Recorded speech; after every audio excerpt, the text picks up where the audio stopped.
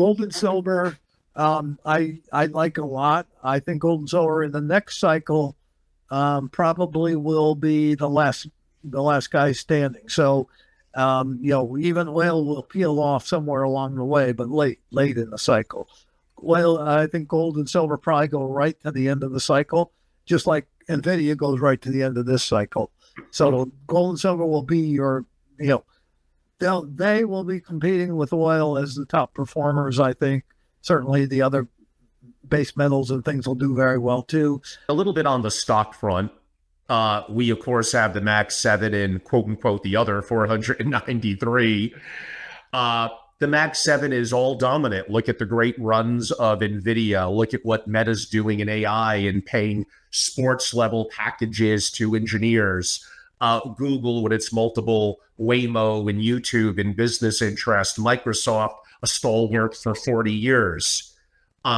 What do you think?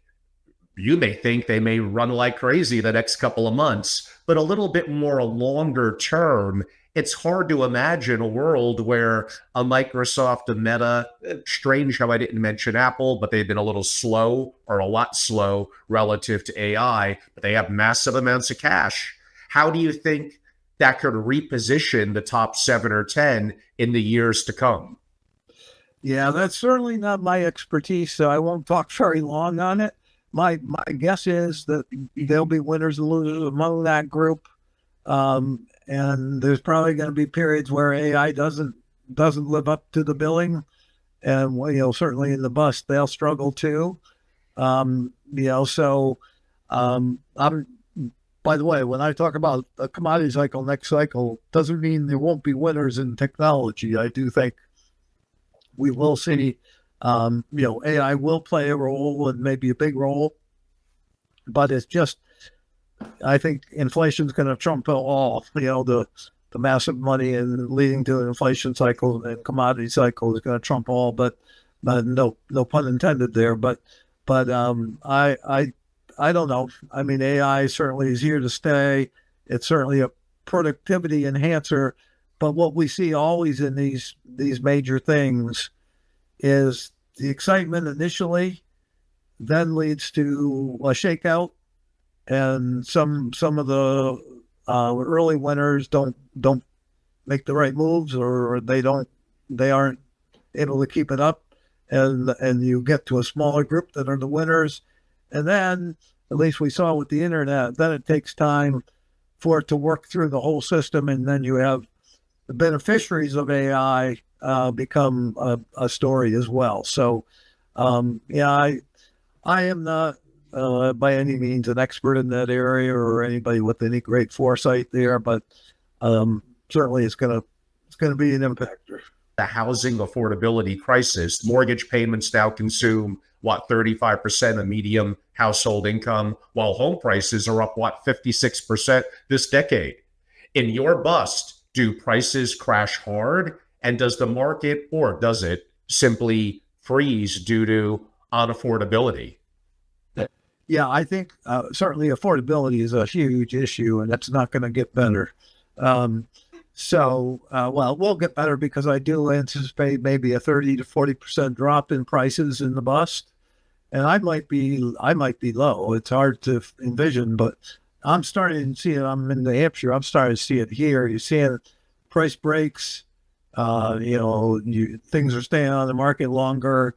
There's more inventory coming out. I think people who wanted to stay on the sidelines thinking it was going to go up forever are now saying, oh, I think we've topped and we better get our house out there for sale. So I think you're seeing, and you will see that around the country. I know Florida and Texas are getting hit pretty hard because of excess supply.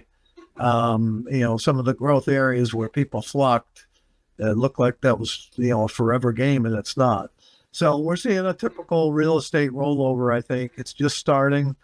I'm saying 30 to 40%, but that only takes you back to probably 2020 in many cases in terms of price. So we could go beyond that. Right. And then if you're printing, if the Fed prints $20 trillion, and again, that's a seat of the pants guesstimate of what it might take.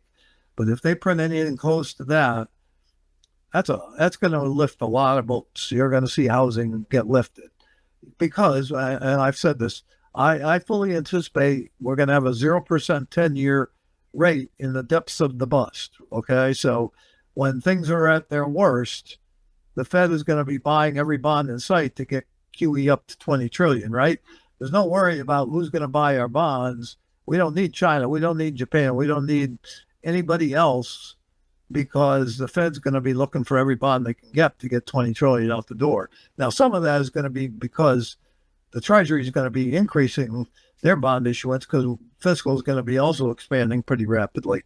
But anyway, so if you're printing $20 trillion to get the economy jump-started again, to save the system, save the financial system, it won't immediately translate when let's say mortgage rate's down to 2.5%. It's going to be 2.5% for those that really have pristine credit, right? At the bottom of the bust, banks are pretty stingy. They're being careful because they're in trouble. They only want the pristine credits then. And then coming out that first year in recovery, my experience is through many cycles that when housing goes down, it doesn't rebound right away. It's usually kind of a laggard in terms of the first year out, because you've got overhang, you've got a lot of foreclosures, you've got inventory, you've got, consumers still digging out from the bust. So that first year out, you may have a great opportunity in terms of mortgages and availability of money. So it may stimulate some, but it's probably not going to be a runaway V recovery in housing. They might bounce, but if they're down, let's say they're down 40%, and maybe they come back 5 or 7 or 10% from that. And then the second year, maybe the economy's a little firmer ground. People have jobs. Interest rates are still reasonable. They may be up to 5% mortgages by then, but still pretty reasonable. You could get maybe your best bounce that second year. And then I think by the third year, you're looking at double-digit mortgage rates, and that's a huge headwind that's going to probably prevent real estate from moving up from there. So I think the peak this year or this last 2 years, because a peak in real estate probably happened a year ago or more, that peak probably doesn't get revisited anytime in the next cycle. So, you might, if you're down 40% in price, you might get back a third of that or a half of that. If you're, and your activity is probably going to be a lot less, because if you've got an 80% bear market, people are going to lose a lot of money. Those that didn't get out, the wealth effect is going to be down substantially. And then if you have a 30 or 40% decline in home prices, that's the other piece of your big wealth that's down. And then let's say you lost your job, or your hours were cut back, what have you. So there's going to be a lot less people qualified to buy homes, I think. The government will probably be trying to come up with programs again and do things. And I'm sure during the bust, you're going to have all kinds of programs just like you did in the pandemic, universal income type programs. But it's very hard for me to make the case that this isn't the peak in housing for years to come. Yeah, gold and silver, I like a lot. I think gold and silver in the next cycle probably will be the last guy standing. So, even oil will peel off somewhere along the way, but late in the cycle. Well, I think gold and silver probably go right to the end of the cycle, just like NVIDIA goes right to the end of this cycle. So gold and silver will be your, they will be competing with oil as the top performers, I think. Certainly the other base metals and things will do very well too. But I haven't forecasted gold for this cycle. I call it pre-bust, meaning it's probably by the end of this year, of 4,000. I had a forecast of 3,000, raised it to 3,400 sometime mid-year last year, I think, and then raised it to 4,000 when we were at 2,500. At 30, I think when we were at 3,400. I raised it to 3,400 when we were at 2,500. So I think 4,000 is a target pre-bust. Post-bust, I think gold can go to 20,000. And silver, I have a pre-bust target that I've had for quite a while of 75, again, end of this year type of thing. And my post-bust target probably, by sometime 32 or 3, 31, 32, 33, 20, 31, 32, 33. I think silver can get to 500. I do not follow Bitcoin.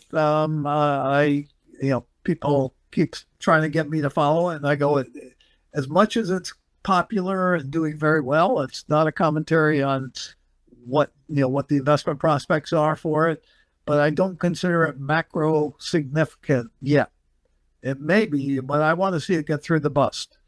I think crypto in general and Bitcoin specifically has not gone through a serious downturn, and this one's going to be the granddaddy of downturns to date. So let's see how it does in the bust.